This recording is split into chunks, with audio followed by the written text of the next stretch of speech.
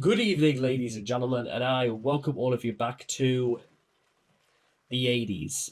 And here we are, ladies and gentlemen. We'll be at the halfway point of Heaven and Hell once we're finished today. And this, ladies and gentlemen, well, take a look at it.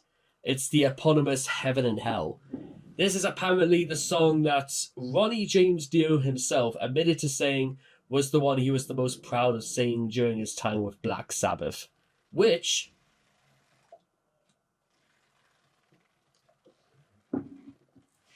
is a curious thing to say, considering that, one, this is only the fourth song on his first album with Black Sabbath, and, well, which always brings into question, what were the songs that Ronnie James Dio was not proud of? Or are there just some things that are just better than others? Or is Heaven and Hell just sort of regarded as probably the best? Because Ronnie James Dio was so ahead of his time and so incredibly on the ball that it makes me wonder just what he's got for us. So let's not waste any more time, shall we? So here we go. Heaven and Hell.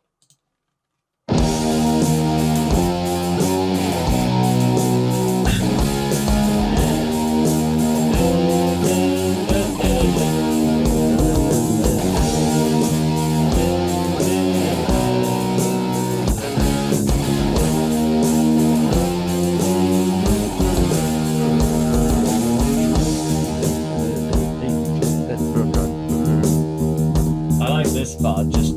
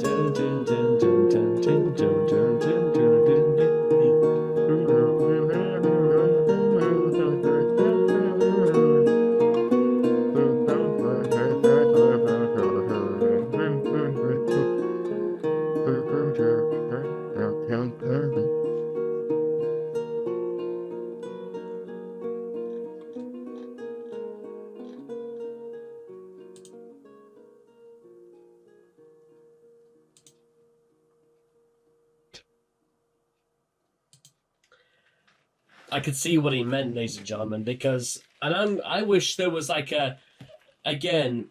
This is one of those situations where I feel like words almost fail even me because that was probably better than Children of the Sea, but that doesn't even begin to explain like the emotional journey this entire album take that this well yes the album yes but the fact that this song takes you on. And I think the best place to start with that is the fact that it is, well, I think it is what they call a slice of life, ladies and gentlemen. Sometimes the path we take, ladies and gentlemen, is only best determined by our actions, and sometimes our actions may not have the best. Well, I think a better way to explain this is to say that actually, sometimes in life, ladies and gentlemen, and you probably know this as well as I do, that sometimes in life, ladies and gentlemen, there is no such thing as good or bad. There are only consequences, and you pay the consequences for the choices you make. And this goes nigh on for certainly when you're a young man or a young person, you certainly don't recognize this, but as you grow older, you notice this almost immediately. But I think there is a beautiful and profound level of wisdom that can be gained from such an experience.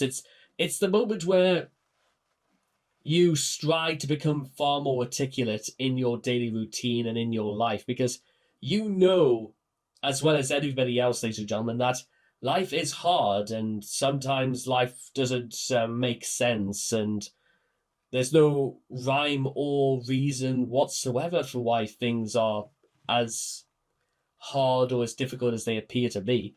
Sometimes people will walk through their entire lives completely thinking that, you know what, we've done nothing wrong, and yet we seem to be doing. We get all the bum deals in the world. But I'm going to tell you now, ladies and gentlemen, is that if you are sort of like in that mindset, and it's actually a phenomenally easy mindset to get drawn into if you're not careful. But I'm just going to say for the record right now, ladies and gentlemen, is that it's actually phenomenally. You know why it's so easy to fall down that sort of rabbit hole of like despair and whatnot? It's because you probably think that you're right. You've got the right to be disagreed, and you've got the right to say that things don't make sense, and you certainly will uphold the right, and certainly I've known this amount, of course, to say that I did everything I was told. I'm only doing what I know best, and yet, why has everybody got an issue? Why can't people just try and like put that aside for 1 second and just see it how? I know I've made mention of this story many times, ladies and gentlemen, but this is a story that I think is sort of a little bit indicative of those of victimization. It's when I was 20 years old and I was like giving a presentation in front of my lecturer and a bunch of other students when I was at university. And basically, I heard everybody else got feedback. Everybody else had they had things to work upon when they were given their presentations, and it was all done in the spirit of trying to make everybody's experience and their coursework better. Here's what happened when I got to like, because I was the last one to actually give my presentation. You know what I was given, ladies and gentlemen? True story. What I was given, the professor, well, lecturer, I say, just sort of put his head into his hands, and nobody said a word.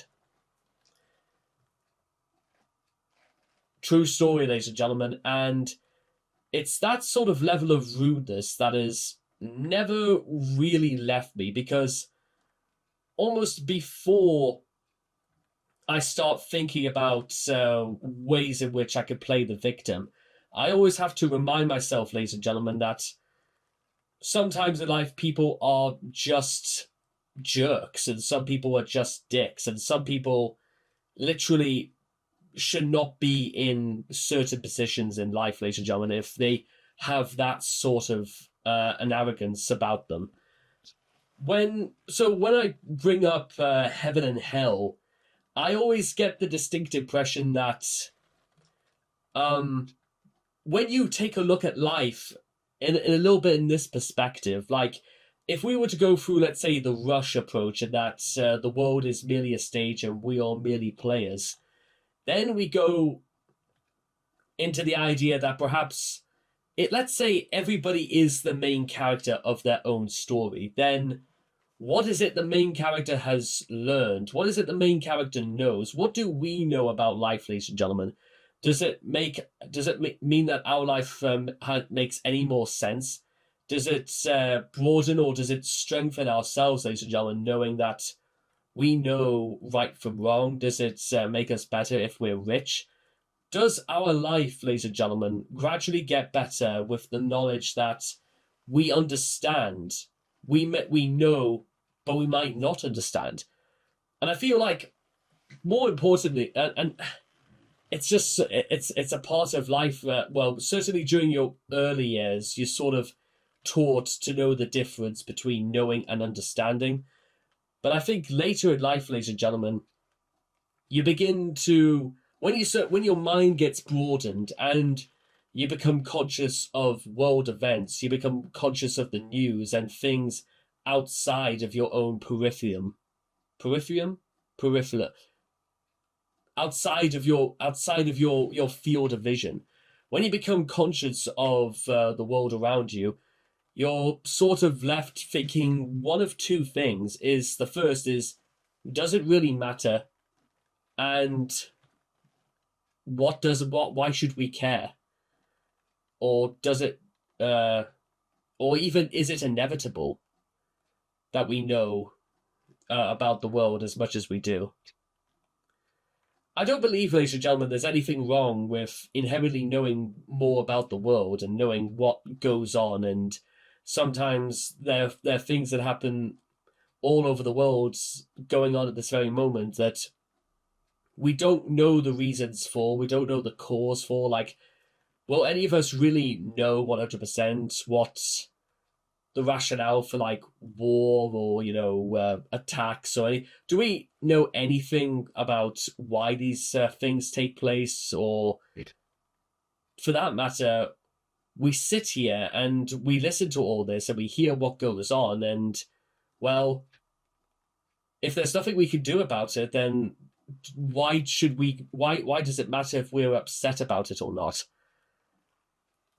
Then and I think it was either intentional or it was partly intentional for like Ronnie James Dio to put these ideas or questions in front of us, because well, at what point are you going to be thinking about what goes on in the world, ladies and gentlemen? Or at whatever point do you consider the significance about, well, what is the purpose of your life? What matters to you? What do you do, ladies and gentlemen? Who are you? And what do you want more than anything?